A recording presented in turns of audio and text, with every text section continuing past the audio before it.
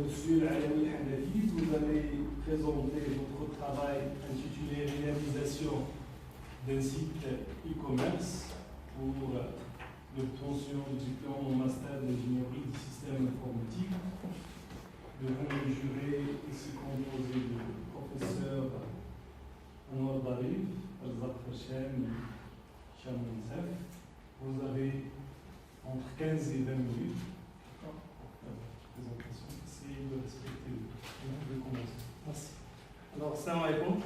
Bienvenue dans mon stage de fin d'études qui s'intitule Réalisation d'un site e-commerce. Alors, avant toute chose, j'aimerais commencer par remercier ceux qui sans eux, tout ceci n'aurait jamais vu le jour. Alors, mes deux parents, Mme Khadafi Naïma et mon père, Alain. J'aimerais remercier les membres des jurys d'avoir accepté de juger mon travail, mes deux encadrants, M. Darif Anwar et M. Anas Lachir, pour leurs encadrements, leurs conseils et pour l'intérêt qu'ils ont apporté à mon travail. Durant cette présentation, j'aborderai le plan suivant. Je commencerai tout d'abord par une brève introduction, puis le contexte général du projet qui contiendra la présentation de l'organisme d'accueil, les problématiques et la solution proposée. Ensuite, la partie d'analyse et conception, et après la partie réalisation qui contiendra les technologies et les frameworks utilisés, accompagnés d'une démonstration, et à la fin, on va conclure avec conclusions et perspectives. Alors, ce stage de fin d'études a pour but de clôturer mon cursus. Ce stage de 5 mois me permet de mettre en pratique tout ce qu'on a vu durant la formation de master dans un projet qui englobe plusieurs technologies. Il s'agit d'un site web e-commerce. Dans cette présentation, j'aborderai les différentes phases de réalisation de ce projet. J'ai effectué mon stage de fin d'études au sein du centre Eclipse. C'est une société à responsabilité limitée créée en 2012 et située à Casablanca.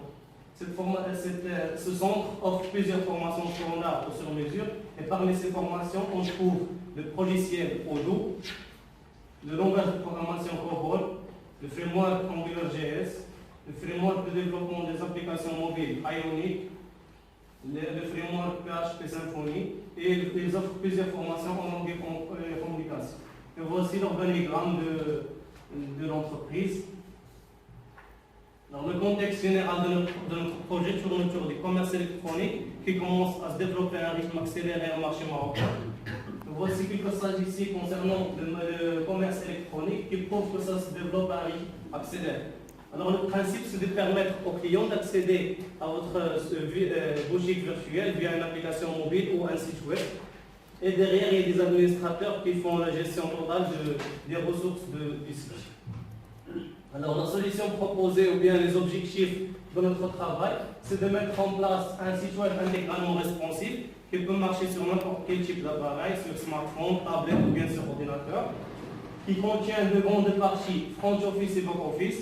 Front office qui contient les fonctionnalités du client et back office qui contient les fonctionnalités de l'administrateur, la gestion et tout ça. On va voir ça dans les diagrammes qui suivent.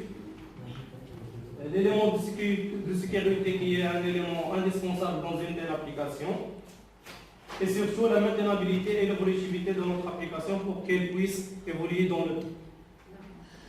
Alors passons maintenant à l'analyse et la conception. Avant toute chose, j'ai commencé par la planification provisionnelle avec le diagramme de Gantt qui représente les différentes tâches que j'ai effectuées au sein de ce stage. Alors tout d'abord, on a effectué plusieurs formations. On a commencé par la formation GPA et Ethernet. En parallèle, on a fait un mini-projet. Ensuite, la formation String et formation Team Lead. Et en parallèle, on a fait aussi un mini-projet. Après, on a passé à notre projet de fin d'études, dans lequel on a divisé lui-même en plusieurs parties. On a communiqué le cahier de charge, analyse des besoins, ensuite conception de la base de données et le développement de l'application. Et en parallèle, dans cette partie, j'ai fait une autre formation en framework Spring Sécurité. Et concernant la rédaction des rapports, c'était tout au long du stage. Alors, voici le diagramme de cas d'utilisation qui représente les différents cas d'utilisation des différents acteurs. Alors d'abord, on a un visiteur qui peut simplement accéder à notre site web. Il peut gérer son panier, il peut ajouter un produit, supprimer le produit ou bien modifier la quantité de ce produit. Il peut aussi s'enregistrer pour devenir un client. Un client qui peut passer la commande, qui peut suivre sa commande et qui peut aussi commander un produit.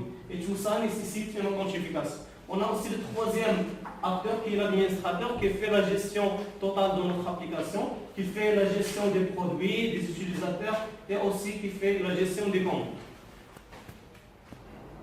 Donc voici le diagramme de classe qui représente les différentes classes qu'on a utilisées dans notre projet. Alors ça représente aussi le diagramme de le modèle relationnel dans la base de données grâce au framework Ebenet qui fait la présentation de ce diagramme en base de données. On va voir ça par la suite dans les diagrammes qui suivent. Alors la classe customer qui est la classe client qui représente les différentes informations du client, ID, first name, last name, etc. On a offre, c'est commande qui est liée à ligne de commande. Chaque commande, il contient plusieurs lignes de commande et chaque commande est liée à un produit. Produit, il est lié à une catégorie et chaque produit, il peut avoir plusieurs commentaires par des clients. Donc le diagramme de visualisation, le premier diagramme représente le scénario d'authentification. Alors n'importe quel utilisateur peut se connecter grâce à ce diagramme. Il peut demander le formulaire d'authentification. Le système lui renvoie la page d'authentification. Ensuite, il saisit ces identifiants qui sont l'email et le mot de passe. Le système fait une vérification et renvoie une réponse.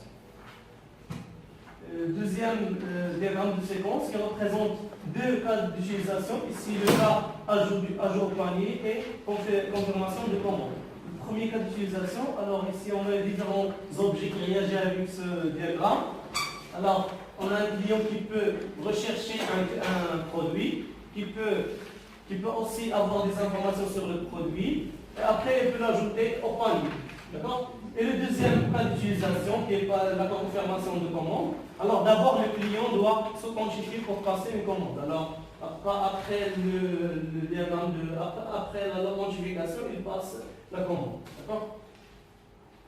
Passons maintenant au diagramme d'activité qui représente le processus de ce cas d'utilisation qui est la connexion. Alors, pour se connecter, alors on va tester s'il est déjà inscrit ou pas. S'il est déjà inscrit, il va saisir ces identifiants qui sont le pseudo et le mot de passe. Et ici, on teste, on a une validation de formulaire. Il teste si les chances sont valides ou pas. Alors, s'il n'est pas enregistré, il doit s'enregistrer, puis il passe à la connexion. Alors, ce diagramme d'activité représente la gestion, bien le processus de gestion de panier. Alors, pour gérer son panier, d'abord, s'il est vide, alors on doit ajouter des produits. Sinon, il peut faire la gestion de produits, l'ajout, subtraction, etc. Et à la fin, il valide son panier. Alors, passons maintenant à la partie réalisation et commençons par les technologies et les frameworks utilisés. Alors, notre application se base principalement sur la plateforme Java Enterprise Edition, exécutée sur un serveur d'application Apache Tomcat. Alors, on a utilisé le framework Spring Boot qui apporte de nombreuses fonctionnalités sur l'aspect web, aspect sécurité et aspect accès aux données, et qui a notamment pour but de faciliter la configuration des projets Java Enterprise Edition. Alors, grâce aux outils Maven qui simplifient la configuration, qui se base sur un fichier POM.xml. Dans ce fichier, on met les dépendances et lui, il se charge de les importer via Internet. Alors, par exemple, voici notre projet. J'ai utilisé ce fichier POM.xml, alors qui contient la dépendance Data GPA qui remplace persistence.xml. Le Java, le JDBC qui joue le rôle de driver JDBC, Chainleaf, etc. D'accord ? Alors, ça simplifie le code. On n'a pas besoin de télécharger les librairies, les bibliothèques et tout. Alors, c'est Maven qui se charge de cette option. Alors, on a utilisé le framework Ebenet pour le mapping objet relationnel, qui est l'intermédiaire entre les classes Java et le modèle relationnel. Alors, on crée seulement le diagramme de classe et lui se charge de la création de la base de données grâce au mapping objet relationnel. Alors, les bases de données sont stockées dans une base de données MySQL. On a utilisé JDBC pour le driver l'intermédiaire entre la base de données et l'application. On a respecté le modèle, le paradigme modèle du contrôleur 2. Alors, on a un seul contrôleur qui gère toute l'application. Le framework de sécurité Spring Security qui fournit une autorisation et un support d'autorisation. Alors, j'ai créé ce schéma pour bien expliquer. Alors, par exemple, ici, on a des acteurs, ou bien on les appelle des rôles. Chaque rôle, il a des autorisations. Par exemple, le client, il peut accéder à la page d'accueil, mais il ne peut pas accéder à la page d'administrateur, etc. Chaque rôle, il a des autorisations. Le moteur de template Chimleaf qui remplace la GSP dans la couche View. Et Bootstrap qui utilise CSS, HTML et JavaScript pour une application qui peut marcher sur n'importe quel type d'appareil. Alors, l'association de tous ces langages, c'est pour une application rigoureuse, performante et qui peut évoluer dans le temps.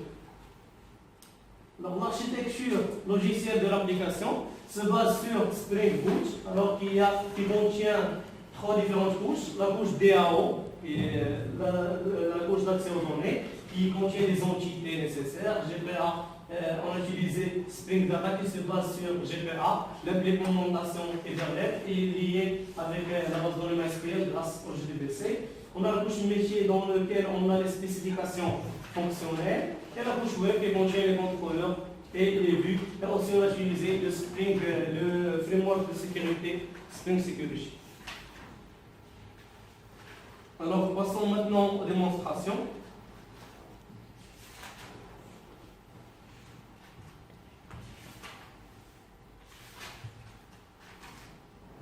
Alors, voici la page d'accueil qui permet aux clients d'accéder à notre site web et qui peut constituer de différents produits. Alors, on choisit par exemple cette carte mémoire. Alors, ici, on a différentes informations concernant ce produit, les pièces disponibles, etc. On a les informations encore. On a aussi des commentaires concernant ce produit. Alors, je vais essayer d'accéder à l'application via mon téléphone, mon smartphone. Alors, voici comme vous voyez, on peut accéder à l'application. Je vais par exemple choisir le même produit. Ici, les différentes informations sur le produit, aussi les commentaires. Je peux par exemple l'ajouter au panier. D'accord? Je peux changer la quantité, par exemple 2. Et je valide. Je peux ajouter d'autres produits, mais je vais valider comme ça. Alors, je valide. Alors ici, il me demande d'authentifier. Alors, je vais créer un nouveau compte. Je continue ici, je passe ça pour là. Je continue ça aussi.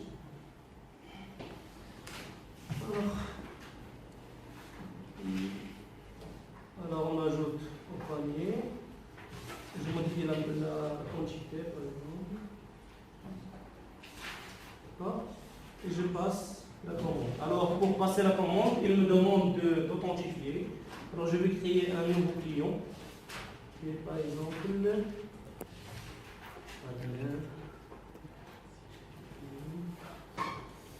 numéro de téléphone, l'adresse.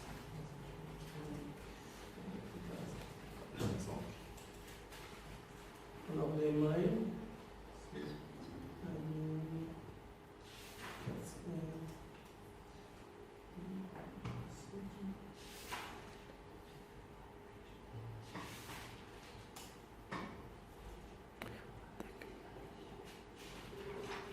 Alors maintenant j'ai essayé de faire un faux formulaire. Alors ici il me demande il me signale que l'email n'est pas correct et même le password n'est pas saisi. Alors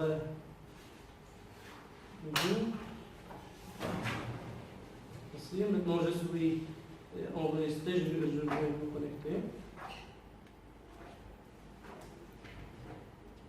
Maintenant, je me suis connecté et maintenant je peux valider la commande. je peux changer ici l'adresse. Je peux ici changer l'adresse. Je peux confirmer. Alors, ma commande est confirmée. Je passe maintenant à la page d'administration. Alors, je dois me connecter en tant qu'admin.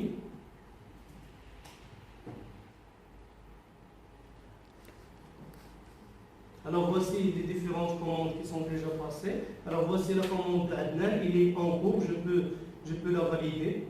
D'accord? Il est validé maintenant. Voici, il est validé. Il contient la quantité 3, le prix, etc. D'accord? Alors, je peux avoir la liste des produits. La liste des produits dans notre application. Je peux modifier, par exemple, je modifie ce produit. Je peux, par exemple, modifier la quantité. Je peux ajouter, par exemple.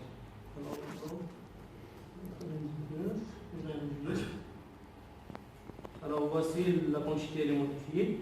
Je peux avoir la liste des catégories qu'on a dans l'application, la liste des clients. On peut ajouter des produits. Alors, je vais essayer d'ajouter un produit.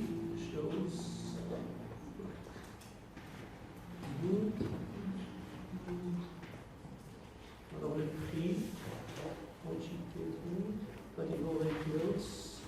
Je vais essayer d'ajouter.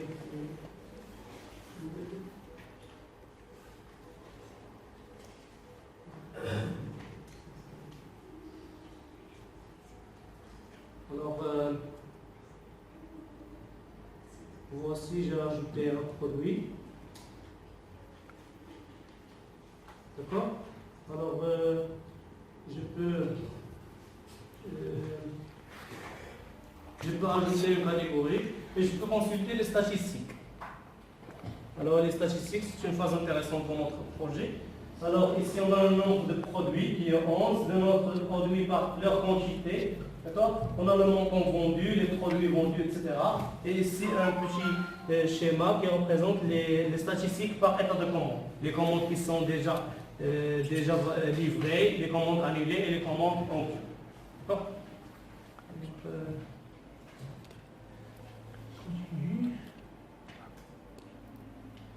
Alors, suite à ce travail, j'ai réussi de manière efficace l'association de plusieurs langages, plusieurs frameworks. J'ai appris comment la manipulation de plusieurs frameworks, Kubernetes, Spring Boot, Spring Sécurité, et j'ai approfondi mes connaissances dans le langage Java. Ça d'une part, d'autre part, on peut ajouter d'autres fonctionnalités sur notre application. On peut même créer une application mobile qui est liée avec la même base de données. On peut ajouter d'autres fonctionnalités, à savoir la gestion des livreurs, par exemple. Alors, ça a été un peu tout pour moi. Et merci de votre attention.